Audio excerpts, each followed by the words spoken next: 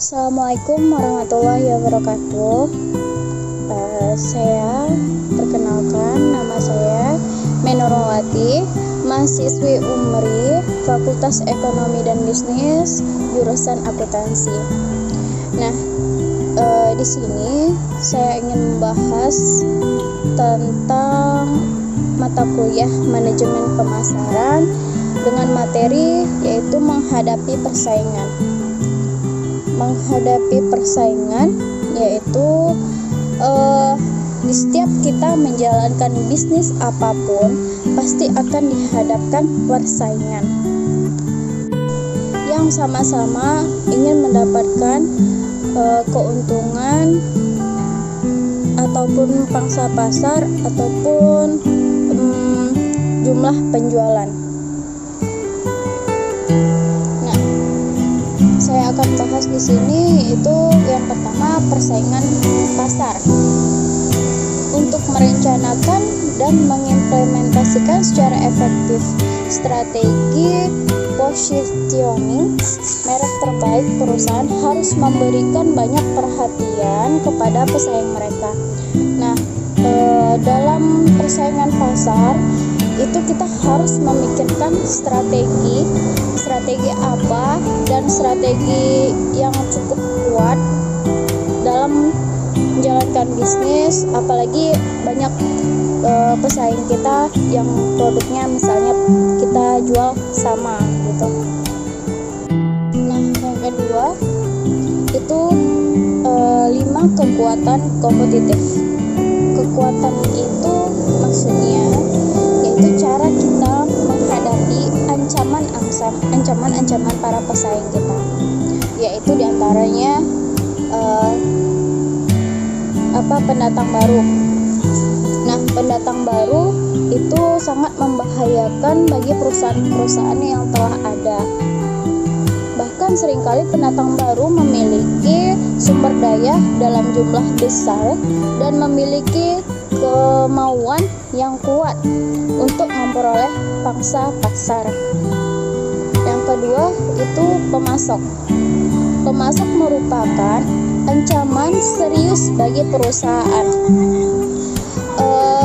Misal, produsen pakaian ingin membuka usaha atau tokonya sendiri.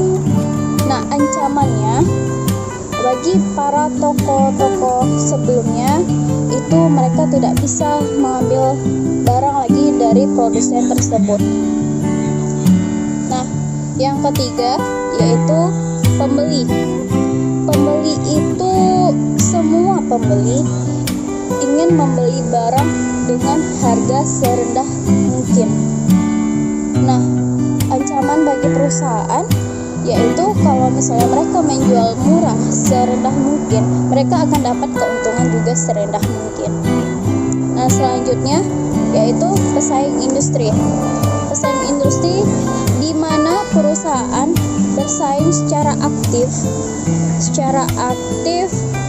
satu dengan yang lainnya untuk mencapai daya saing strategi dalam laba yang tinggi.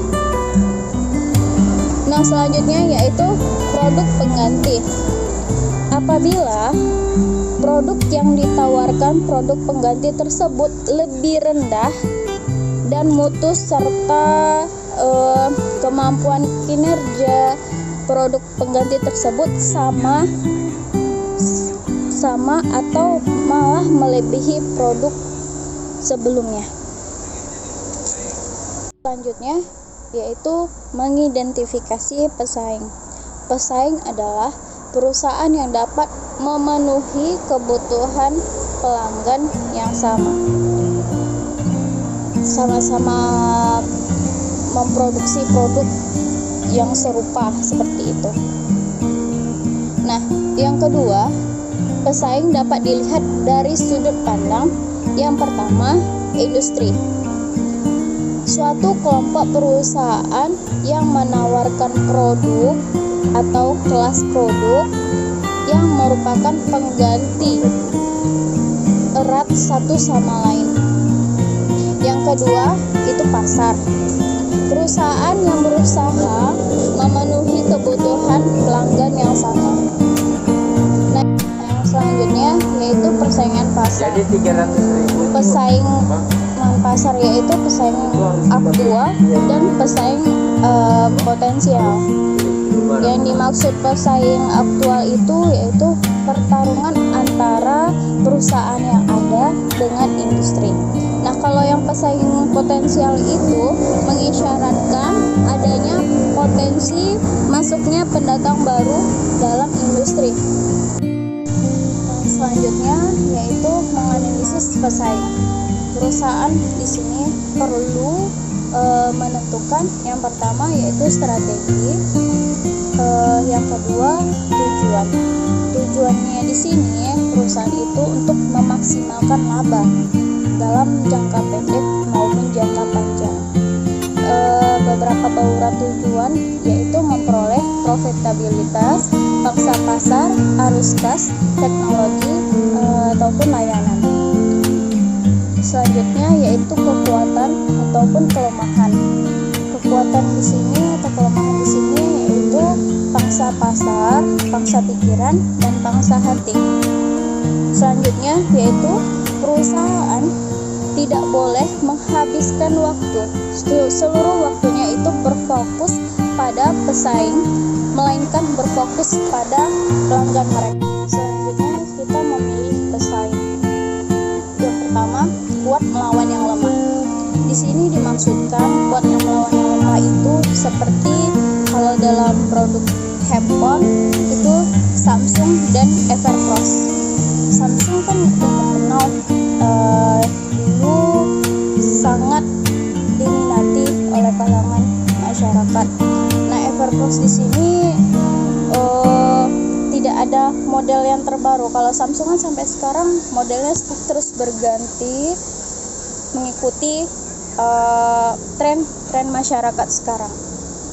Selanjutnya yang dekat melawan yang jauh itu seperti kita di sini di Indonesia ada produk Indomie.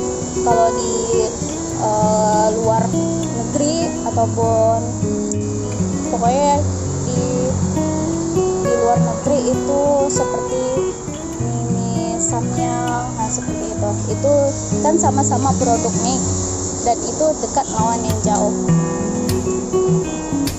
baik melawan yang buruk. Nah, selanjutnya yaitu memilih pelanggan. Kita tuh perusahaan, pasti kita tahu karakter pelanggan kita seperti apa. Nah, di sini ada dua kategori. Yang pertama yaitu rentan, yang kedua itu tidak rentan. Nah, yang rentan itu pelanggan ini menguntungkan, tetapi pelanggan ini tidak suka atau tidak senang dengan perusahaan kita. Nah, tugas kita di sini yaitu mencari informasi ataupun mencari sumber ketidaknyamanan mereka ataupun ketidakpuasan mereka itu sehingga kita dapat mempertahankan mereka. Nah, yang kedua itu tidak rentan. Tidak rentan itu pelanggan ini suka beralihnya misalnya tidak puas toko kita ke toko lain seperti itu. Terus biarkan mereka pergi ataupun kita bahkan mendorong mereka untuk pergi. Nah, tidak rentan. Pelanggan ini setia dan menguntungkan. Jangan menipu mereka, tetapi kita memanfaatkannya untuk meraih keuntungan dari kepuasan mereka. Selanjutnya yaitu pelanggan yang tidak menguntungkan ini bahagia. Cobalah membuat mereka itu berharga ataupun rentan. Nah, berikut strategi kompetitif pemimpin pasar. Tindakan agar tetap menjadi pemimpin pasar. Yang pertama, memperluas total permintaan pasar. Misalnya pelanggan baru, terus kedua itu lebih banyak penggunaan. Lalu selanjutnya melindungi pangsa pasar. Nah, yang ketiga meningkatkan pangsa pasar. Strategi pengikut pasar. Yang pertama yaitu pemalsuan, pengklon, peniru produk kita, lalu pengabduksi. Selanjutnya strategi penceruk pasar. Penceruk pasar yaitu pencuruk mencapai margin yang tinggi dengan pencuruk yang cerdas. Selanjutnya tugas pencuruk yaitu 1. Menciptakan ceruk. Kedua, memperluas ceruk. 3. Melindungi ceruk. Resiko pencuruk yaitu ceruk pasar mengering ataupun ceruk pasar diserang.